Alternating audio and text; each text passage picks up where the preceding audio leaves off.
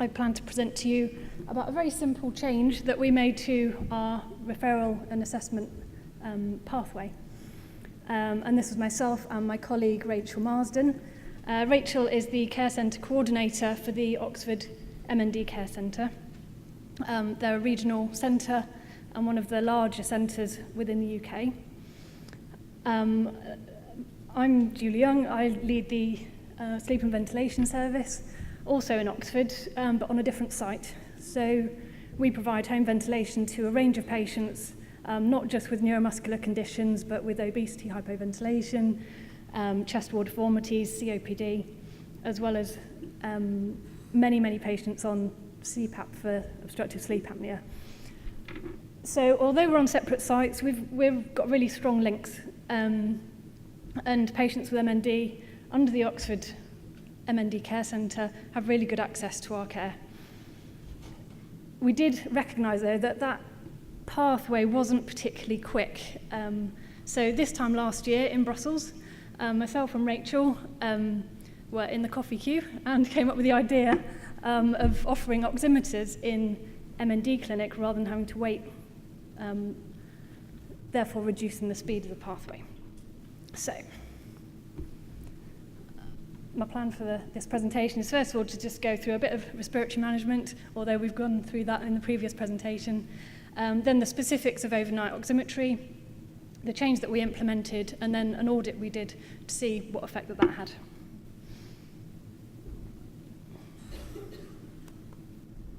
So first of all, as I'm sure you're aware, respiratory impairment is a major feature of MND, and invariably patients will have respiratory muscle weakness, which can lead to ventilatory failure. Symptoms associated with that are headaches, disturbed sleep, fatigue, orthopnea, which can really impact on patients' quality of life. So standard management is with non-invasive ventilation, and this really is the standard care now for hypoventilation in MND. But also we can offer, as you heard in the previous presentation, cough augmentation techniques which can enable patients to clear their secretions more effectively, reduce the risk of chest infections, and improve quality of life. Just wanted to ping up this very quickly, not expecting you to read that, but this is just a key paper from 2006 from Bork et al., which is a randomized controlled trial of 41 patients with motor neurone disease. And they compared standard care to non-invasive ventilation and found a significant improvement in survival and in quality of life for patients with mild to moderate bulbar involvement. Patients with severe bulbar involvement, although they didn't have a survival benefit, did have an improvement in their sleep-related quality of life. And really, since this paper, NIV has been the standard management of hypoventilation in MND. And in the UK, we have the NICE guidelines. So this is a flow diagram from the UK NICE guidelines for the use of NIV in motor neurone disease. Again, not expecting you to read it in any detail, but it gives a really useful pathway that we can use. It recommends that patients are assessed on a 3-monthly basis in MND clinic for their respiratory function, and then based on oxygen saturations and spirometry referred on to specialist respiratory services. Then within specialist respiratory services, we will look at overnight oximetry and blood gas analysis, and then based on that, we may or may not start the patient on non-invasive ventilation or discuss that with them. So now looking at the specifics of overnight oximetry, it's one of the key parts of our assessment of patients when they are referred to our service. So the first signs of hypoventilation will be overnight. For all of us, breathing is less efficient during sleep. And then if you combine that with respiratory muscle weakness, breathing can become insufficient. So the best way to monitor that is a very simple device. In the picture there, it's a device that's worn overnight for one night at home. So it's nice and simple for the patients to use. And then in the background there, as you saw in the previous presentation, that's a typical printout of the results of the study. And this is one of our MND patients that we included in this audit. who showed signs of hypoventilation. So these are dips in their oxygen saturation quite frequently through the night, which would be leading to disturbed sleep. So this patient went on to be set up with non-invasive ventilation. So this was our previous pathway for patients who were identified in MND clinic as requiring respiratory services input. As you can see, quite a few steps in the pathway. So first of all, Rachel would identify those symptoms in clinic through discussion with patients and through looking at those objective measures. Then she would email a referral to us. We would then put that patient on an urgent waiting list for an oximeter, but that waiting list would also include patients with COPD or chest wall deformities or obesity. When a device was ready, it was sent to the patient with written instructions. They then sent it back to us. It was downloaded. The consultant then reported it. And then we arranged an appointment for them for further tests with capillary blood gases, etc., if that was indicated. So that's what it used to look like. As you can see, it's quite a long process for patients who are having these symptoms of sleepiness and headaches potentially, which really do impair their quality of life. So our objective was to optimise the respiratory referral and assessment pathway by introducing that oximeter in clinic, therefore cutting out a couple of those steps in the pathway. So what we did, we managed to get funding for 3 new oximeters, which were funded by our local branch of the MNDA. They cost £500 each, which would be about $650 each. These are now provided by Rachel in MND clinic. So when she highlights that the patient may have respiratory involvement, she'll give the patient the oximeter there and then. We then did an audit of the referral pathway for the first 6 months of using these new devices compared to the previous 6 months when we didn't have these devices. And this is what the new pathway looked like. So much fewer steps. Again, Rachel identifies those respiratory symptoms in clinic, and she gives the device to the patient there and then. Another difference with this is that Rachel is providing verbal instructions and also demonstrating how to use the device at that time as well, which is another important change. So, and then the rest of the pathway is the same. The patient returns it to us in the post, it's downloaded and reported by a respiratory consultant, and then we arrange an appointment if required. So the rest of the pathway was identical. So this is the audit that we did. We compared the old pathway, which was between September 2014 and February 2015, and that was 15 patients that were referred to us during that time, compared to the new pathway from March this year to August this year, and that was a further 11 patients. We didn't include urgent patients because if a patient is demonstrating very severe respiratory symptoms, very obviously needing some form of respiratory assessment urgently or having an active chest infection, we can see them within a day. So this didn't include those urgent patients. And we just we audited each step of the pathway. So the time from the referral to when the patient got the oximeter, the time from the oximeter issue to when they returned it, how long it took for the consultants to report that study, and then how long it took for us to get the patient in for an appointment. We then looked at the total time from the referral to the appointment. And this is what we found. So first of all, looking on the far right, this was the total time from referral from MND clinic to the patient's appointment. We were quite disappointed with that. So the blue line is the old pathway, 54 days it was taking on average for patients to get to us. But looking in a bit more detail, this is the same results but in a table form. On the bottom row is the total time. The range from the old pathway was 9 to 156 days, and that's because one of those patients wanted to wait 3 months or 5 months, I think it was. She had a cruise to go on, she had other commitments, she didn't consider her symptoms to be particularly burdensome, so it was patient choice. We're able to offer patients an appointment within 2 weeks. So on reflection, it would have been much more useful to have documented the point at which we offered the appointment rather than when the patient attended for an appointment. And we found similar with the new pathway. We had somebody who waited 3 months due to personal commitments. So, yeah, it was. We could have made our information a little bit easier to interpret. I'm going to try and go back now. Yes. So the really useful bit for us to look at are the first two, so the far left. First of all, looking at the time from referral to the oximeter issue, we had an improvement of 11 days, which was fairly obvious and what we expected. So with the old pathway, it was taking an average of 11.5 days for patients to be sent their oximeter, and in some cases up to 30 days.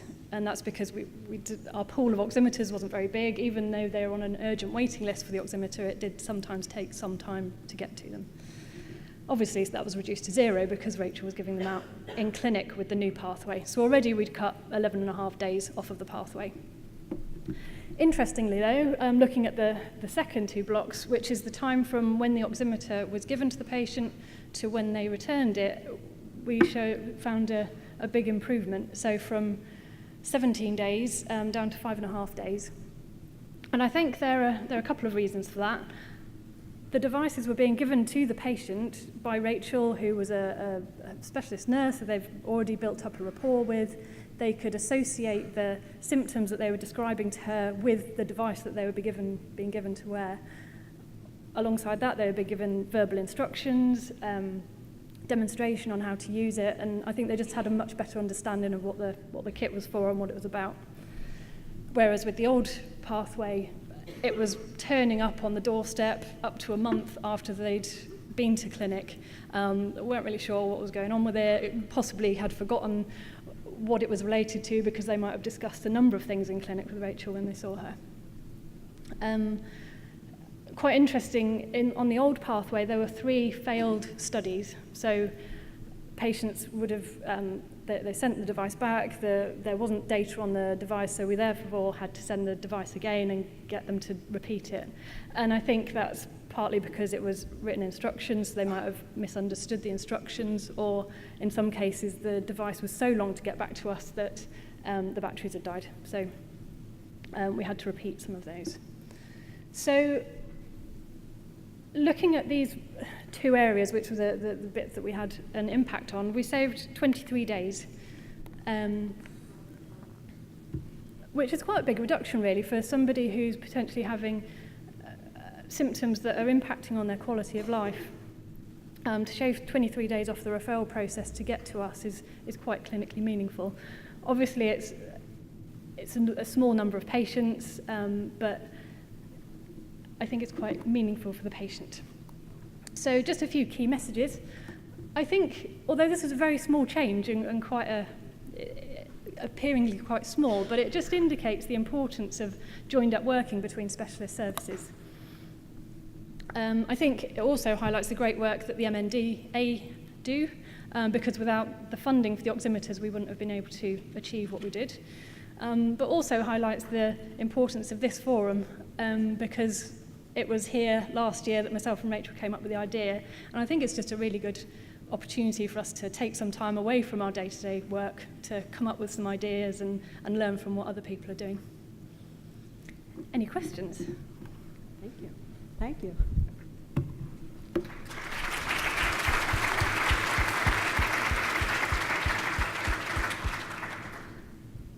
Any questions?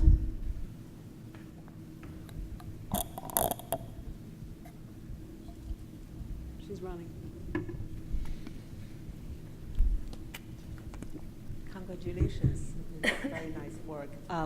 My question is that possible to start giving the patient BiPAP before the symptom even occur? Because 23 days is quite a long time for a person who couldn't go to sleep.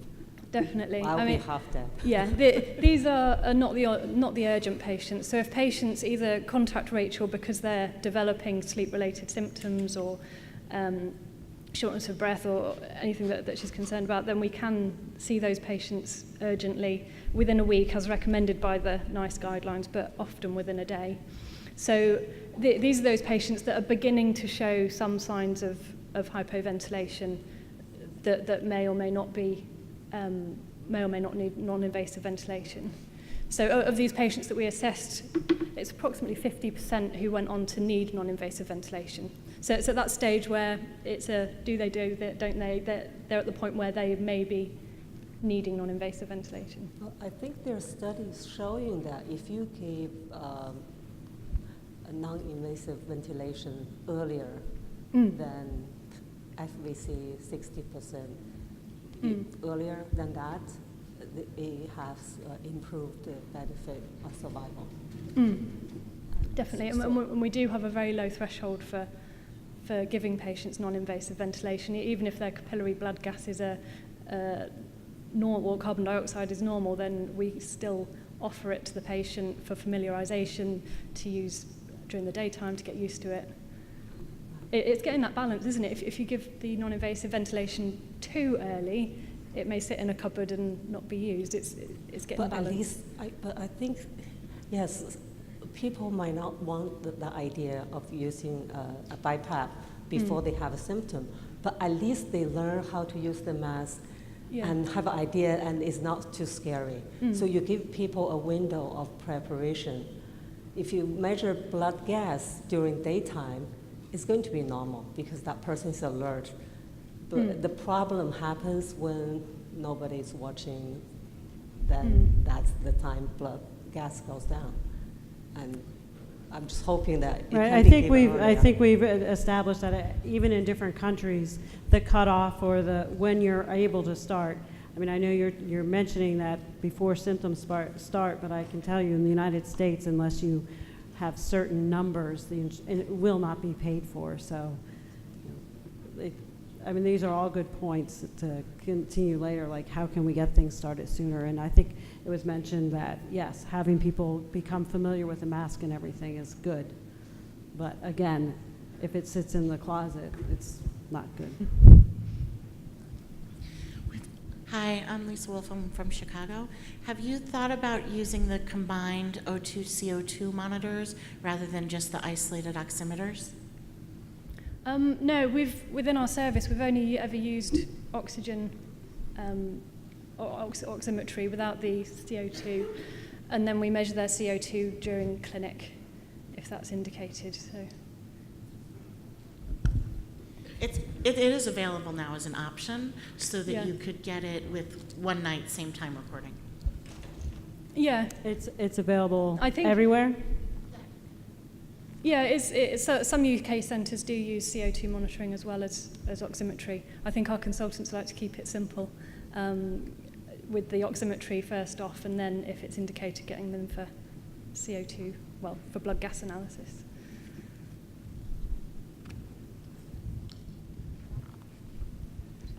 Karen Pearce, Motor Neurone Disease Association from England, Wales and Northern Ireland. I'm really interested in the demonstration of the kit because it really addresses some literacy problems, or perhaps where English isn't the first language, so perhaps you get a better take-up of use of kit because of that. So congratulations on that. Thank you. Okay, anything else? All right, let's say thank you very much.